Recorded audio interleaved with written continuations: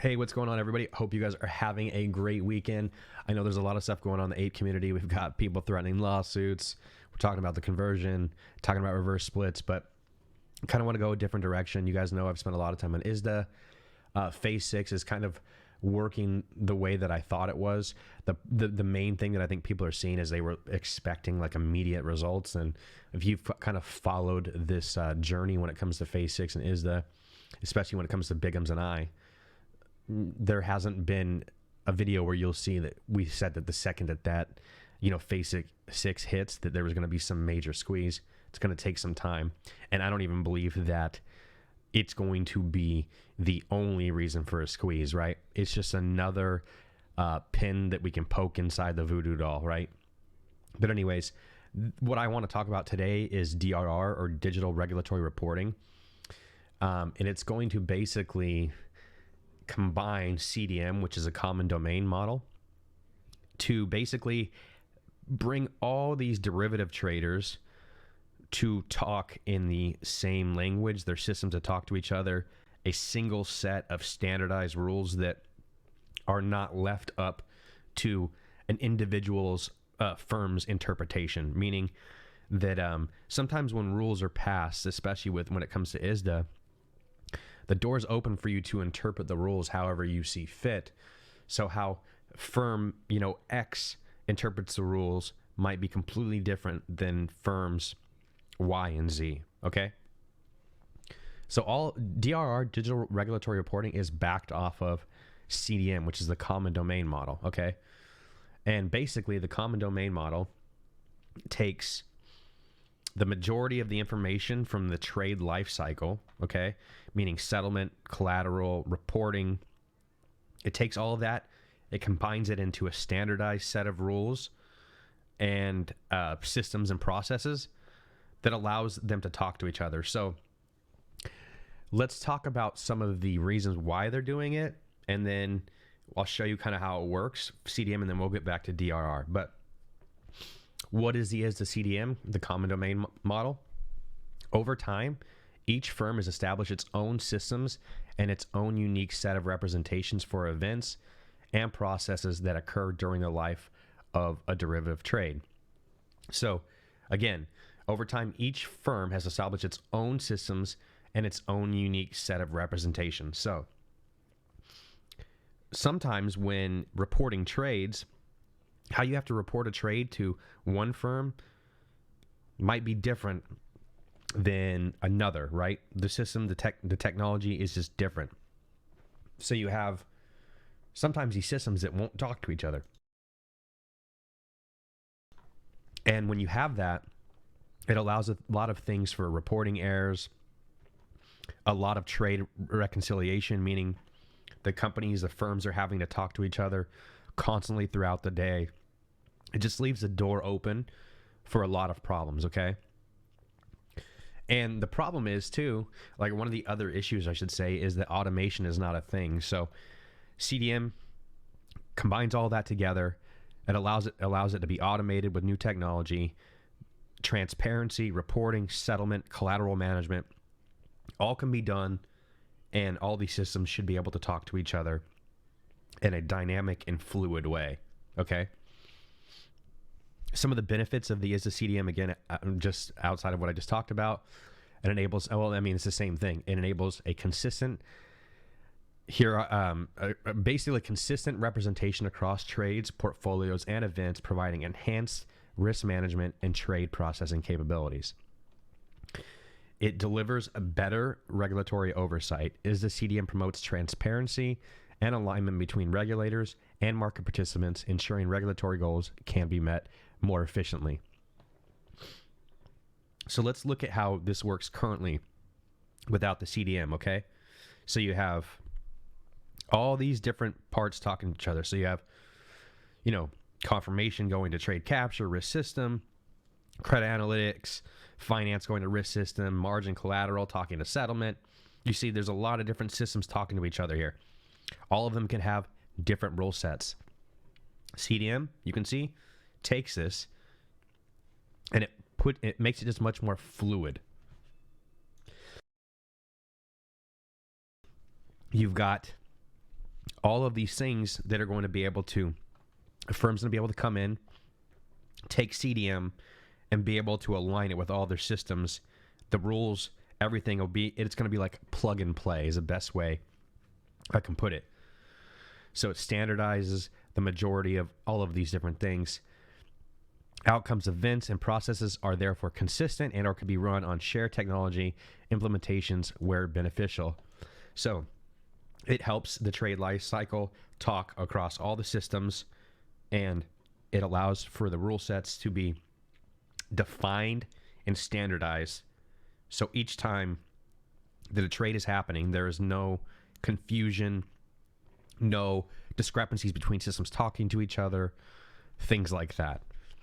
And that's really the most simple way to break down CDM, which is the backbone of digital regulatory reporting, DRR. So now DRR allows a scalable implementation of regulations by using one standardized representation of required reportable data and turning trade reporting regulations into unambiguous, human-readable, machine-executable, open-source code for any reporting jurisdiction. So this can be applied to not only just United States firms, but worldwide. Excuse me one second, I'm going to get a drink of water. Now, DRR can be used as a core internal reporting logic, or it can be used to validate an internal or external implementation.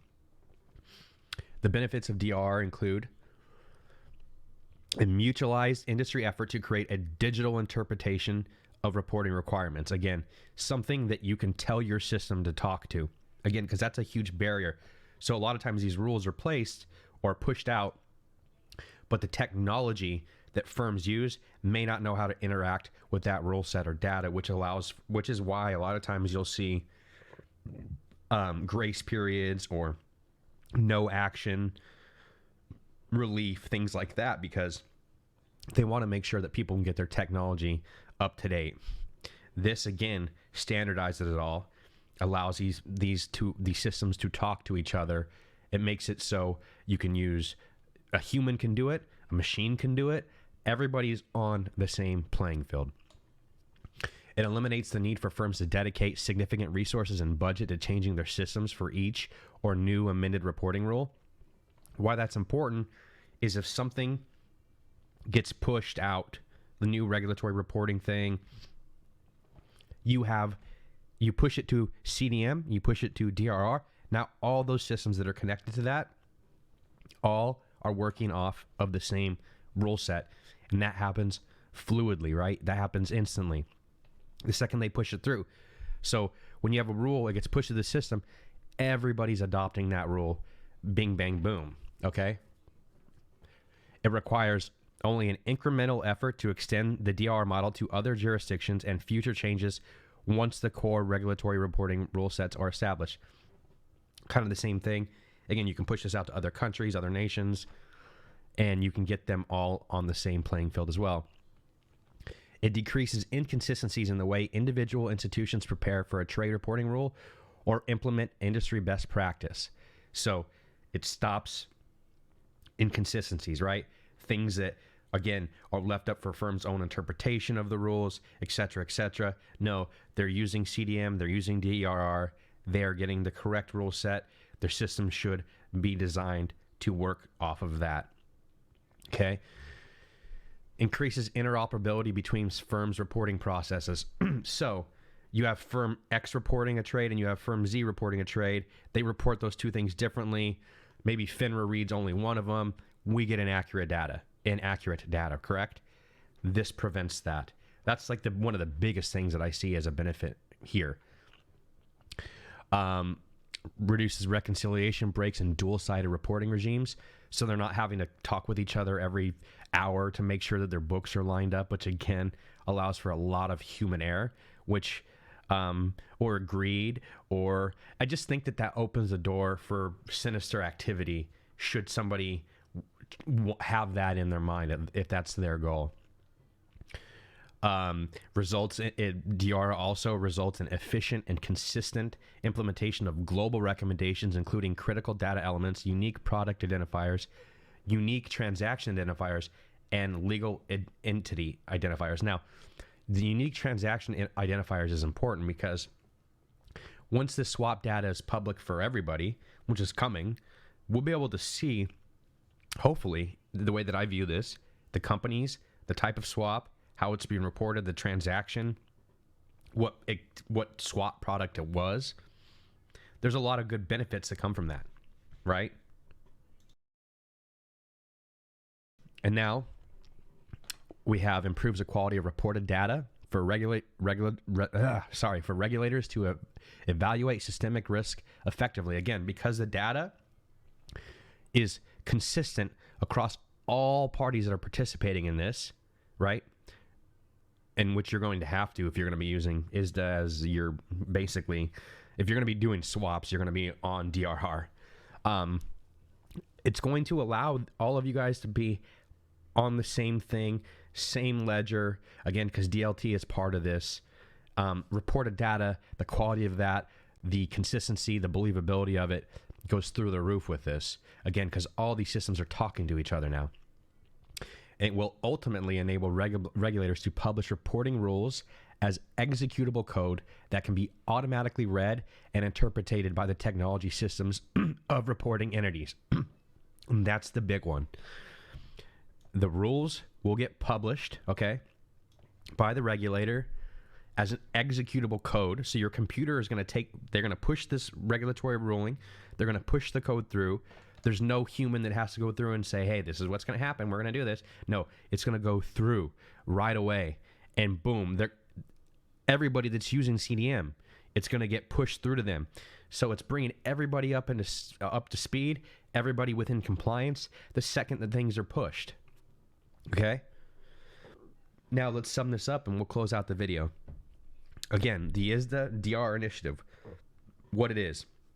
It's a global collaborative industry program using technology to standardize and accelerate efficient implementation of transaction reporting rules and rule amendments. And they use the CFTC, the EMIR, the ASIC, basically commodity swaps dealers. It's a big deal. Open to all, including counterparties, trade repositories, market infrastructure providers, and for third parties and others. And it says efforts are now underway on multiple trade reporting rules, including the CFTC rewrite, which was December 5th of 2022, the EMIR REFTIT, which is April 29th, and the ASIC Monetary Authority of Singapore, which is Q4 of 2024, and all forthcoming rules and amendments. So rules that are coming out from these regulatory bodies are going to be shoved into this CDM DRR. So as firms get lined up, get set up in this is all good stuff. If we care about transparency, we care about what's happening. Now, how this relates to the squeeze, because I know a lot of you guys are going to ask this, it relates in a couple different ways. Again, the only play is not AMC. The only play is not GameStop. These guys get liquidity. They are able to fund their operations through the derivative market, right? A lot of stuff is hidden in there because, again, these systems don't talk to each other. A lot of them are outdated technologies. Again, shit's happening on fax machines, and I'm not joking about that. This just brings everybody up to speed. It allows the rules to be deployed seamlessly and quickly. It's a really, really great thing. Something that I hope to see more people talk about because I think it is a big deal. And we'll close it off there. I hope that you guys enjoy the rest of your weekend. Go Chargers. I love you a long time. Bye.